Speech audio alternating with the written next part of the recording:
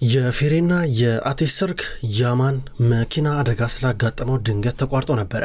ነገር ግን አቴሽ ያማን በህይወት እንዳለ ከተረጋገጠና በኋላና መሰረታዊ የሆነ ሕክምና ተደርጎለት እንደተረፈ ከተነገራቸው በኋላ እንፈራረም እያለን ነው። በቃ ሰርጉ አያስፈልግም እንፈራረምና ባልና ሚስት እንሆን አላት። እዚህ ጋር ፌሬ ምንም አማራጭ የላትም። እስካሁን ድረስ ምንም የገባን ነገር የለም። ብቻ ያማን አሊያናን ብቻ መርጦ እንዳገባን ነው የምታውቀው። እሺ ብላ ተቀበለችው። ያማን እዛ ያልጋ ቁራኛ በሆነበት ከሆስፒታል ገና ካልወጣበት አጋጣሚ ሊጋቡ እንደሆነ አይነት ነገር ገና ካሁኑ ጭምጭምታ እየሰማ ነው ሊፈራረሙ እንደሆነ። በዚህ ሰዓት ላይ ሁለቱም ሊፈራረሙ እየመጡ ኦማር ጉልሶይ የቤታቸው አያት እንዲሁም ሀዛል ጓደኛዋ ነበረች ምስክር ሆነው እየቀረቡት። አሁን እዚህ ጋር ፌሬና አቴሽ በቀጥታ ወደ ቦታቸው እየመጡ ናቸው። ተቀመጡ። ጋብቻውን የሚፈጽመው ሰው ያለምንም ችግር ያለምንም ተጽዕኖ ልታገቢው ፈቃደኛ ነሽ ወይ ብሎ ሲጠይቃት እሷ አዎ እሺ አገባዋለሁ ብላ ለመመለስ እቺ ቃል የሞት ድምጽ የሆነችባት ይመስላል። በጣም ከበዳት። ከራሷ ጋር በጣም ብዙ ተማከረች። ሁሉም ድንግጦ እየተመለከታን ነበረ። በተለይ ደግሞ የፌሬ ወንድም ከነ ጉልሶይ ጋር መቀራረብ በጣም ስለሚጠቅመው የእህቱን መጋባት በጣም ነው የሚፈልገው። እሷ አምጣ እሺ እያለች ነበረ።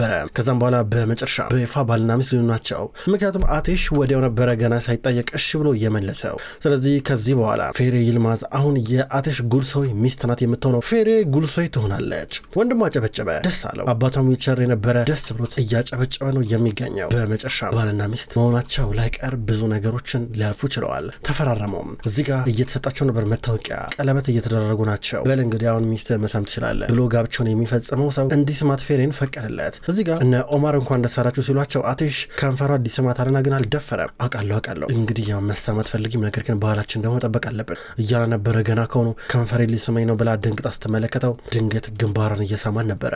አቴሽ የአያቱን እጅ ስማል። አሁን ባልና ሚስት ናቸው። አቴሽ ከተወሰኑ ደቂቃዎች በኋላ ከፌሬ ጋር ሬስቶራንት ውስጥ ተቀምጧል ምግብ ሊበሉ። ነገር ግን ፌሬ ፊት ለፊት የቀረበላትን ምግብ ዝም ብላ በሹካ ታማስለዋለች። ምንም እየተበላላትም አይደለም። አቴሽ ዝም ብሎ የፌሬን ሁኔታና አኳኋን እየተከታተለ ነበር ለደቂቃዎች። ፌሬ ቢንጂ ምግብ እየበላሽ እኮ አይደለም ይላታል። እሺ እያለች እንደምንም ብላ አንድ ጎረሰች። ነገር ግን ጥማትም እያጣጠመችው አይደለም። ፌሬ የሆነ ያልተመቻት ነገር አለ። አቴሽ ከመጠርጠር ውጭ ከመገመት ውጭ ምንም አማራጭ የለው።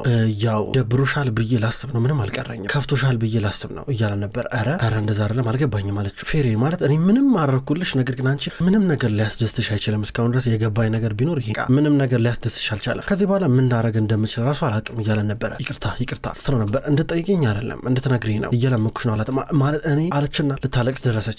የሆነ ስሜት ተሰምቶኝ ነው አላቅም አለችው። እኔም እኮ ልልሽ የፈለኩት እኮ ይሄኔ ነው። ለምንድን ነው የተለየ ስሜት የተሰማሽ? ምን እየተካሄደ ነው ያለው? ምን እየሆነ ነው ያለው?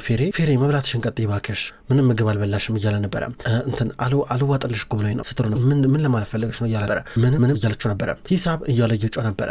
ፌሬ ደግሞ ቆይ እንዴት ትለዋለች። ደስ ያላለሽን ነገር መብላት የለብሽም፣ ደስ ያላለሽ ቦታ መቀመጥ የለብሽም። ስለዚህ ቶሎ ከፍዬ እንወጣለን፣ አደርስሻለሁ። ገባሽ አይደል? ማትፈልጊውን ነገር እንድታደርጊ አልፈልግም እሺ እያላን ነበረ። በኋላ እንድትጨናነቂ አልፈልግም ይላታል። ዝም ብላ ትመለከተዋለች። በቃ እንሂድ አላት። ሂሳብ መክፈል አለበት፣ ሂሳቡን ሊከፍል ነው። በመጨረሻ አሁን ካሉበት ቦታ ሊወጡ ናቸው።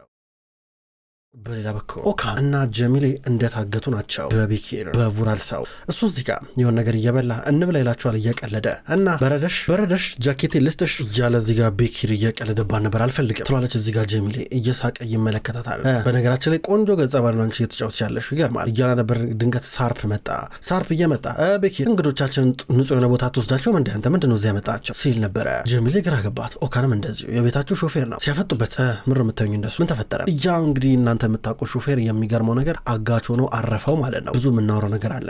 ጀሚሌ ምን ታስቢያለሽ እያለ ነበር። ፍጥጥ ብላ ተመለከተችው። ቢኪር ጀሚሌን እቤት አደረሳት በቃ አለው። እሺ እያለ ነበረ። ልጄ ታለች ትለው ነበረ። እቤት አደረስኳት፣ ደህና ናት ማለቴ ለአሁኑ ደህና ናት። ከዚህ በኋላ ግን ጀሚሌ የምታደርጊውን ነገር እንቅስቃሴ በሙሉ እንድትቆጣጠር ይፈልጋለሁ። እሺ ምንም ነገር ቢኖር ከልክ ማለፍ የለብሽም። እሺ ምክንያቱም ያው አንቺ የማፈልግ ነገር እንዲሆን ስለማልፈልግ እኔም ማለት ነው ምንም ነገር ካለ እንድነግሪኝ እፈልጋለሁ። እያንዳንዱ ነገር ትነግሪኛለሽ። አንቺ ትሄጃለሽ፣ ከዚህ ትነጥዬ ጉልሶይ ጋር እንነጋገራለሁ ማለት ነው። እሺ አብረን እናወራለን። ሁለታችሁ ስትከራከሩ እንግዲህ ደስ እንደምትሉ በጣም ነው የምትገልጽ። ታማሞሽ እህትና ወንድም ነበር የምትመስሉት እያል ነበር። እዚህ ጋር ኦካን ግራ ገብቶት እንዴት ነው አንተ የቡራል ቀኝ እጅ የሆንከው ግን እያል ነበረ። ብዙ ማታውቀው ነገር አላቸው እኮ ናቸው። ጀሚሌ ወደ ቤት ሂጂ ከሱ ጋር አወራለሁ እያለ ነበረ። ጀሚሌ ከቢኪር ጋር ትሄዳለች። እዚህ ጋር ሳርፕ ተቀመጠ እና አንበሳ እያለ እያማከረው ነበረ። በሌላ በኩል አቴሽና ፌሬ ማታ ወደ ቤት እየመጡ ናቸው። ፌሬ ፊቷን እንደከሰከሰችው ነው። የሆነች ትንሽ ጉዳይ አለች፣ ተመልሼ እመጣለሁ እዚህ ጠብቂ ብሏት ከመኪና ወርዶ ጥሏት ሄደ። ግራ ገባት። ቁጭ ብላ እያሰበች ነበረ። አሁን ሳርፕ ሳርፕ እና ኦካን ተፋጠው ይገኛሉ። ቆይ እሱ አንተን የላከ እኔን ስለሚጠረጥረኝ ነው እንደዛ ነው የምትለኝ ሲለው ነበረ። አዎ ነገር ግን እንደዛ ማለት ደግሞ አይደለም። እሺ አንተ ብዙ ልምድ የለህም ልበል እንዴ? አንተ እኔ እኮ ጀግና ትመስለኝ ነበር፣ ነገር ግን እንደገመትኩ አይደለህም እንዴ? ምን ማለት ነው? በጣም ብዙ ነገር እኮ ሰርተሃል እኮ። በነገራችን ላይ ቦራ በህይወት አለ። እስኪ አስበው እሱ ወደ ራሱ ሲመለስ ምን ብሎ እንደሚያወራ ተመልከት እስኪ። እንደገና ደግሞ ያው ኦካን መርሳት የሌለበት vural ጎበዝ ዶክተሮች ያውቃል። ልጁ እንዲነሳ የማያደርገው ጥረት የለም። vural አሁንም ቢሆን ተስፋ ላይ ያለው ገባ አይደለም? ግን ቢሆን ምንም አትጎዳም እያሉ ነበር። ምን ማን አትጎዳም ማለት ሲለው ነበረ። ማለቴ ያው ጥሩ የሆነ ወሬ እናወራለን እንስማማለን ሲለው ነበረ። ምን እያልከኝ ያለው ሲለው ነበረ። አንተና ያማን አንድ ላይ ናቸው አይደል? ሁለታችሁ አንድ ላይ እንደ ቦራን እንደዛ ይጣላችሁት ልክ ነኝ አይደል ሲለው ነበረ። አዎ ልክ ነህ እያለ ነበር ኦካን እየመረረው። በጣም ጥሩ እያለ እዚህ ጋር ወሬው ሊቀጥል ነበር። ሳርፕ ይኸውልህ ስማኝ ሳርፕ፣ በመጀመሪያ ያማን እዚህ እንዳለ አያውቅም። እሺ እንደገና ደግሞ ስልኩንም በተመለከተ እዚህ ጋር ጀሚኒ እንደደበቀችው ለማንም ሰው መናገር የለም እያለ ነበር። እሱ እንኳን ችግር የለም ነገር ግን ያው ብዙ ጠቃሚ ያሉ ዝርዝር ነገሮችን እያወራን ያለው ሲለው ነበር። ምንድን የምታወራው ታዲያ ምን ለምን ይፈለከኝ ሲለው ነበር። አዎ ትክክለኛው ጥያቄን ጠየቅ። አየህ የኔ ኢላማ አንተ አይደለም። የኔ ኢላማም አላማዬም vural ነው። እኔ vural ነው የምፈልገው። አንተ የምትረዳኝ ከሆነ vural በጸባይ ወደ መቃብር ሸኘዋለሁ ማለት ነው። ማለቴ እኔ የምፈልገውን ነገር አደርጋለሁ፣ አንተም ወንድምህም ነጻ ትወጣላችሁ ማለት ነው እያሉ ነበረ። ኦካን ግራ ገባ። ማለቴ ጀሚኒንም ትገላገሏታላችሁ። ምንድነው እናንተ ከሷ ጋር እንደዚህ ትብታብ ውስጥ የገባችሁት ምን ማለት ነው? እንደገና ደግሞ ያማን የሷ ልጅ መቼም ደስተኛ ያደርጋል እያሉ ነበር። አሊያና ስማ ደስ እንዲላብላ ነበር እዚህ ጋር ጀሚሊ አስፈራርታን ያማን እሷን የገባት አይገባህም እንደ እያሉ ነበር። በቃ ወንድም ያማን ያገባት ለዛ ነው ፈርቶ ነው ሲለው ነበር። ይገባኛል ያማን እንደዚህ ነው የሚፈልገው፣ ነገር ግን ምንም ማድረግ አይቻልም።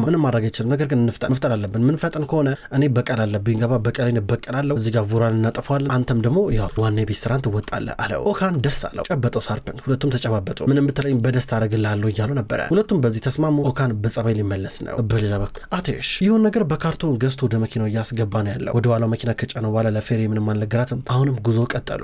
በሌላ በኩል ቤኪር ጀሚልን ቤት አደረሳት። ቶሎ ብላ ከመኪና ወርዳ ስትሄድ አንቺ ቆይ ለምን እንደዚህ የምትፈሪኝ እያላን ነበር። ዝም በል እባክህ ብላው ትሄዳለች። ድንገት vural ለቤኪር ደወለለት። ከዛ በኋላ ቤኪር አነሳ። ሄሎ ወንድሜ vural እየሰማኝ ነው ሲለው ነበር። ቤኪር ሁሉም ነገር ዝግጁ ነው ሲለው ነበር። ሁሉም ነገር ዝግጁ ነው። በነገራችን ላይ አቴሽ ቅርብ ጊዜ ነው ከአያቱ ጋር ከካምፓኒ ወጣው። አመሻሽ አካባቢ ላይ ወጥቶ ነበረ እና እንደሰሞት ከሆነ ያው ኦማርም ቢሆን እዛ ነበረ እና የሆነ ቦታ ሄዷል ሲለው ነበር። ቤኪር ብሎ vural ጨዋበት። እዚህ ምንድነው እንዳሮጊት እንትን የምታወራብኝ አንተ ሀሜት ምናምን ይዘህ ትመጣለህ እንዴ?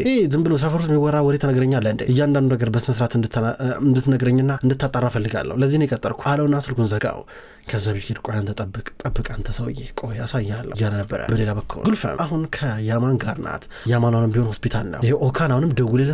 ጭራሽ ስልኩን ዘጋው። የሚገርም ትላለች። እማዬ ተረጋጊ ምንም ችግር የለም ይደውላል እያላን ነበረ። ስልኩ ባትሪ ዘግቶ ሊሆን ይችላል አላት። አላቅለትም የራሱ ጉዳይ ነው፣ ነገር ግን መደወል ነበረበት አይደል እንዴ? የሆነ ነገር ማለት ነበረበት ትላለች። ይደውላል እማዬ ይላታል። አቴሽና ፌሬ ቤት ደረሱ። እንደደረሱ ሁለቱም ከመኪና ወረዱ። ከዛ በቃ ደክሞኛል ልግባ ስትለው ነበር። ድንገት እዚህ ጋር አቴሽ እናቱ እየደወለችለት ነበር። ቆይ አንዴ ብሎ ስልኩን አነሳ። ሄሎ እማዬ እየሰማኝ ነው ይላታል። ልጄ የኔ ያለው እኔ ኦካንን ምንም ላገኘው አልቻልኩም። ስምቱም ጠፍቶብኛል። እንደገና ደግሞ አንተም ደግሞ ስደውልልህ ቅድም አታነሳም ነበረ። ምን ሆናችሁ ነው? ቆይ ዛሬ ወንድማችሁ እኮ እዚህ ከሆነ ያለው ሆስፒታል እኮ እንደገና ደግሞ ያው ሌላ ክፍል አስገብተውታ እንዴት አትመጣችሁ እያላችሁ ነበረ። ያማን ምን ሆነ? ያማን ደህና ነው እያለ ነበረ። ያማን ደህና ነው እያላችሁ ነበር። ድምፁን ሰማው ከፈለክ ስትለው ነበረ።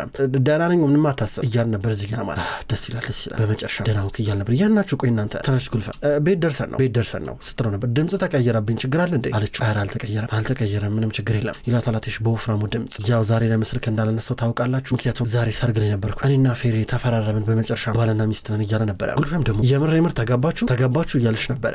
ያማን ሌላ ድንጋጤ ውስጥ ገባ። ያማን ከሰርጋቸው በኋላ ነበር ከሀገር ሊወጣ ብሎ እዚህ ጋር ነገሮችን የጨረሰው። ነገር ግን መጋባታቸውን አወቀ። ወንድሙን ሊጠላው ነው። ምን አለበት ቢያንስ ወንድምህ እንኳን ከሆስፒታል እስኪወጣ ብትጠብቅ፣ አንተ ምንድነው ያጣደፈ እንደዚህ ብላ ጉልፍም እየተቆጣቸው ነበረ። ምንም እኮ ሰርግ የለም ፊርማ ብቻ ነው ሌላ ነገር የለም። ከዚህ በኋላ ፌሬ የኔ ብቻ ናት ሚስቴ ናት ሲል ነበረ። ያማን ወንድሙን እየጠላው መጣ። ገና ከመቀጽበት እዚህ ጋር እንባ የተናነቀው ነበረ። ከዛም በኋላ እንዲህ ያሉ በቀጣ ስልኩ ተዘጋ። ከዛ ፌሬ ወንድም ደህና ስለሆነ ደስ ብሎኛል ስትሎ ነበር። በቃ አንቺ ውስጥ ግቢ እኔ ሆስፒታል ልጅ ይሄ ቤትሽ ነው ውስጥ ግቢ ብሏት ቀጥታ ተሰናብቷት ይሄዳል። እሷ ውስጥ እየገባች ነው። ወደ ውስጥ ስትገባ ቁልፍ ሰጥቷት ነበር። በር ከፍታ እንደገባች በድንገት ሰራተኞቹ አገኟት እነ ነስሪንም ጨምሮ። ከዛ አሊያናም እያገኘቻት ነበረ። አሊያና የዕጣ ፈንታ ጉዳይ ሆነና እዚህ ቤት መጣሽ ምንድነው ደህና ልብስ አትለብሽም እንዴ ጸጉርሽን አትሰሪም እንዴ የሚገርም ነው ብላ ስትላላጥባት ነበረ። ነስሪንም ብትሆን በማል አስተያየት ነስሪን አንቺ እኮ እዚህ ቤት እኮ ሰራተኛ እኮ ነሽ እንደፈለግሽ መንጣጣት አትችይም ብላ ተቆጣቻት። ነስሪን እየገረማት ጥላት ሄዳለች። እዚህ ጋር ፌሬና አሊያና ብቻ ቀሩ። አሊያና የዚህ ቤት ንግስት ነኝ ብቻ ነኝ አሁን አንቺ ተጨመርሽብኝ ስትል ነበረ። በተለይ ደግሞ የፌሬን አለባበስ እየተመለከተች ሙድ ስትይዝባት ነበረ፣ ስታሾፍባት ሉ ነበረ። ምንድን ነው ለሰርግሽ ዕለት ልታረግ የነበረው የእናትሽን ቀሚስ አልነበር እንዴ? ታዲያ ቀሚሱ ይገባ እያለቻት ነበረ። ምንም ተቀደደብኝ ስትራ ነበረ። የራስሽ ብላ አሊያና ትታት ትሄዳለች። ፌሬ ወደ አቴሽ መኝታ ክፍል እየገባች ነው፣ ወደ ባሏ ክፍል። ወደዚህ ክፍል ከገባሽ በኋላ አንዳንድ ነገሮችን እየተመለከተች ነው። ክፍሉን በደንብ እየተመለከተች ነው። ተቀምጣ ማሰብ ጀመረች። ያማን ሬት ውስጥ ገባ።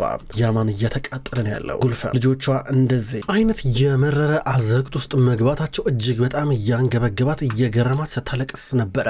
ምን አለበት ትንሽ እንኳን እንዴ እኔ እኮ ትንሽ ተስፋ ነበረኝ እኮ ትንሽ ተስፋ በቃ የመርፌ ቀዳዳ የምታክል ተስፋ ምናልባት ላያገባት ይችላል ብዬ ሳስብ ብዙ ነገሮችን ሰማኝ። እንዴ ጭራሽ ሄዶ እናንተ ሁለታችሁም የራሳችሁን ህይወት ነው ያበላሻችሁት። እንደዚሁ አጠገብ የሆናችሁ ደግሞ እኮ ብትርቁ እስኪ ይሁን አልነበረ ትላለች። እማዬ በእናትሽ አቁሚ በቃ እኔ አሁን ደህና ነኝ ቤት ሂጂ እያል ነበር። ምን ሂጂ ምን ያልኩትን ነገር አልወደድክም? አልተመቸም ልታባራኝ ነው ልጄ ይሻላል ነሱ እኔ እኮ ለእናንተ እኮ ስለማሰብ ቶቶ ማረፍ አለበት ሲጀመር ምንም አለም ሲጀመር ራሴ ነው መድኃኒት ልውሰድ ብላው ጥላው እየሄደች ነበረ። ያማን ማሰብ ጀመረ። በሌላ በኩል እዚህ ጋር ፌሬ መኝታ ክፍል ናት ያለችው። ድንገት አተሽ መጣ። የሆነ ካርቶን ነገር ይዞ ይሄር ካልነበር ያለችው ይሄር ነበር ነገር ግን ልሰጥሽ ነበር ረሳሁኝ። ፌሬ ምናልባት ይሄን ነገር እያየሽ ማለት ጥሩ ስሜት ከተሰማሽ አላቅም ጥንካሬ ከሆነሽ ወይም ደግሞ ድጋሚ ጥሩ ስሜት እንዲሰማሽ ካረገሽ አላቅም እስቲ ለማንኛውም በቃ መልካም ምሽት እመለሳለሁ ብሏት ይሄዳል። አረብሽሽም ብሏት ሄደ። ገና ከመሄዱ ምንድነው ብላ ይሄን ተለቅ ያለ ካርቶን ከፈተችው። ስትከፍተው ውስጡ የነበረው የህፃን ልጅ ጡጦ ካልሲዎች ቲሸርት ምናምን ነገር ነው የነበረው። እነዚህን የልጅ ልብስ ስትመለከት ደስ አላት። ደስ ብሏት እያለቀሰች ነበረ። እንደገና ፌሬ የምትስቅበት አጋጣሚ ተፈጠረ። ገረማት። አቴሽ እንዴት አስበው ብላ እያገረማት አቴሽ ከቤት እየወጣ ነበር። ስልክ ተደወለለት ከካምፓኒው። ሄሎ ያፉዝ እያሉ ነበር። ሄሎ አቴሽ አራ ካምፓኒ ውስጥ የሆነ ነገር ገብቷል እባክህ እያል ነበር። ድንገት የሆነ ነገር ማጅራቱ መታውና ይሄ ጥበቃ ወደቀ። ለምን ሄሎ ያፉዝ እያል ነበር። ስልኩ ተዘጋ። አቴሽ ወደ እዛ ካምፓኒ እየሄደ ነበረ። በአንድ በኩል ደግሞ እዛው ካምፓኒ ውስጥ ሌሎች ሰራተኞች አሉ። መብራቱን ለማስተካከል እየሞከሩ ባለበት አጋጣሚ ድጋሚያንም ቢሆን ሌላ ጠብ እየተነሳን ሌላ ሰው መጥቶ እንደዚሁ ማጅራቱን እየመታ ነበረ።